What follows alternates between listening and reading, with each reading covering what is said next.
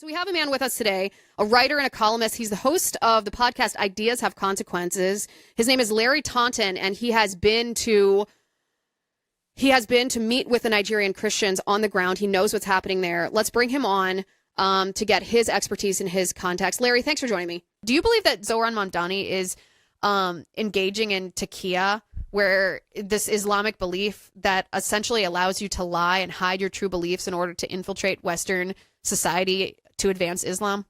Oh, of course he is.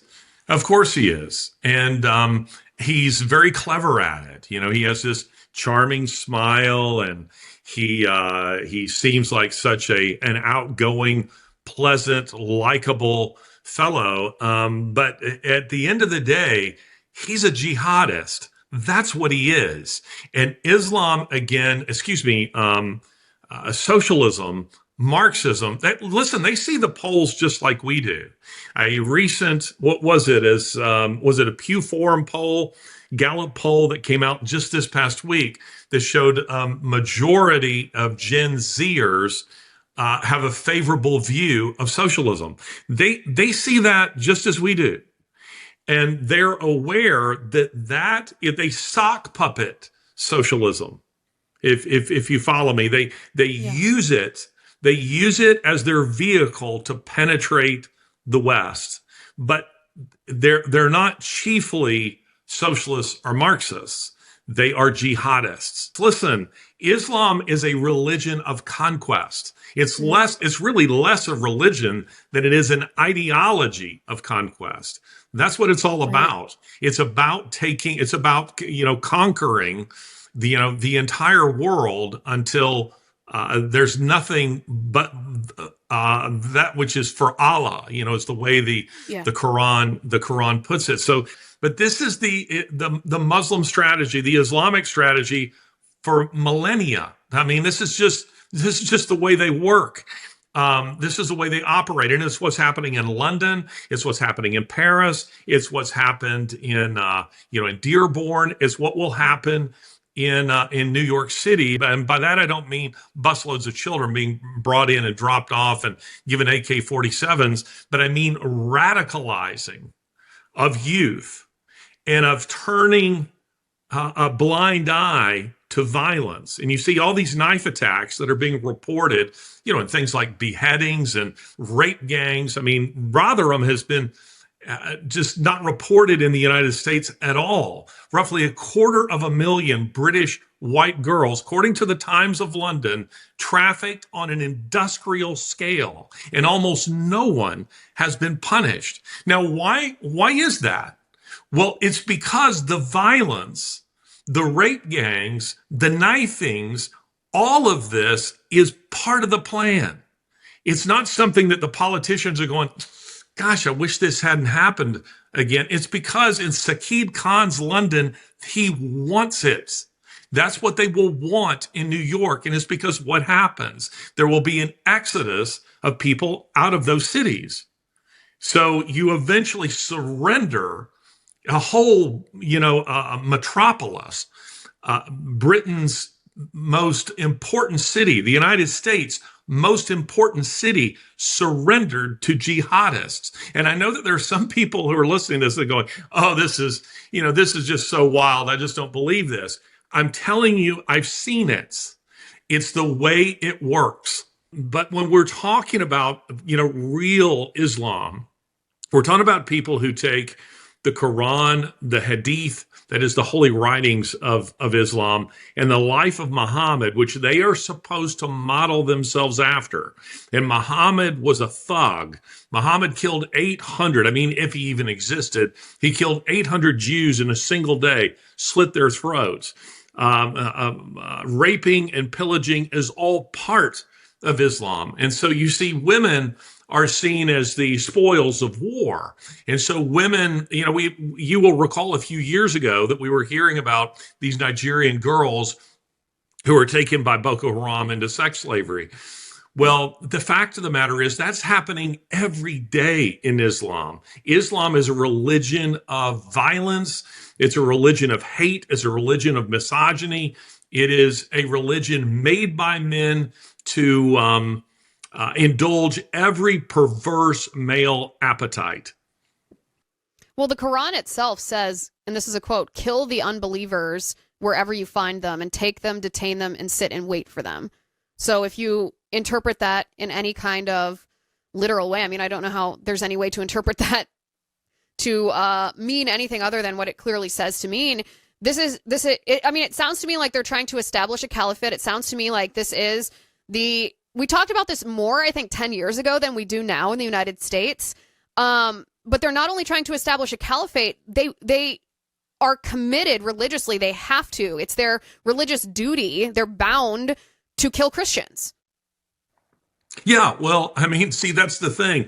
Mamdani, when he's saying that he was being pulled aside at immigration, the clip that you were playing just a minute ago, that's only makes sense that immigration would do so, because if you are a Muslim, you are stating, I mean, this is the reality, that you're an adherent of a religion that, by definition, you are an anti-Semite. By definition, you are a misogynist. By definition, you do not believe in democracy. You do not believe in freedom.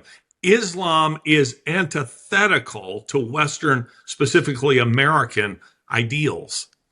Well, this is why I brought Zohran Mamdani up at the beginning of the show and played that video of the Egyptian woman who had observed on the ground in Egypt these Muslim Brotherhood, that's a jihadist terror group, had observed these jihadists in Egypt organizing and said she came to the United States. She thought she'd escape the bad guys, but the bad guys beat her here. They're here on the streets of the United States organizing.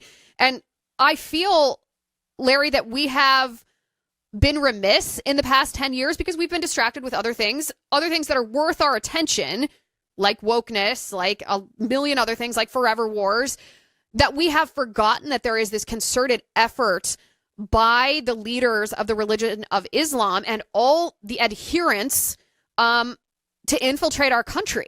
And when I see Zohran Mamdani and I hear some of the things, I mean, this man was born in Uganda, right?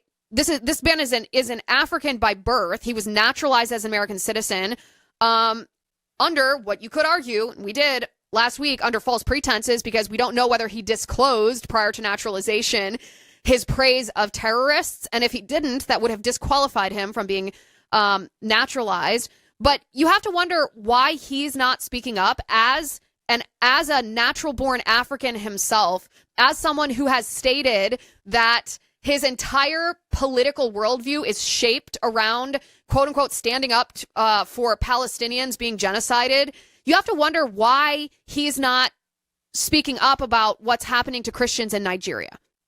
Well, and you have to wonder the same thing about, say, someone like Sakid Khan or Ilhan Omar. I mean, why are we not hearing anything about that from them? Well, of course, it's because it doesn't fit the narrative. What Westerners don't understand, and Americans most of all, is that Muslims have been trying to figure out how to penetrate the West with their ideology. And they realized, particularly after 9/11, that Islam wasn't the way. That is to say, you couldn't come in, promoting that religion because Americans just were not receptive to it. So they found that the Trojan horse was socialism, to come in as Marxist. Mamdani, at the end of the day, he's not a Marxist. He's not a communist chiefly. He is an Islamic insurgent who is using Islam the same way, socialism, the same way that Sakid Khan, the same way that Ilhan Omar and many others are using socialism to penetrate the West and establish outposts for Islam, colonies. That's the way this works. Which is terrifying to think about it, but if you put together the totality of all the different video clips of Zohran talking about his own ideology and his motivations that have gone so viral over the course of the past couple of weeks, that actually makes sense. I want to read something that his mother said about where his loyalties lie. And this is from an interview with the Hindustan Times back in May of 2013. Now, this is before Zohran was naturalized into being an American citizen. His mother said he's, quote, not an American at all. He is very much us. He's not American at all. He was born in Uganda, raised between India and America. He is at home in many places. He thinks of himself as Ugandan and as Indian. He is a total Desi, someone of South Asian descent. He is not a Farang, foreigner, often implying Westerner, at all. We are not Western at all. End quote. We are not Western at all.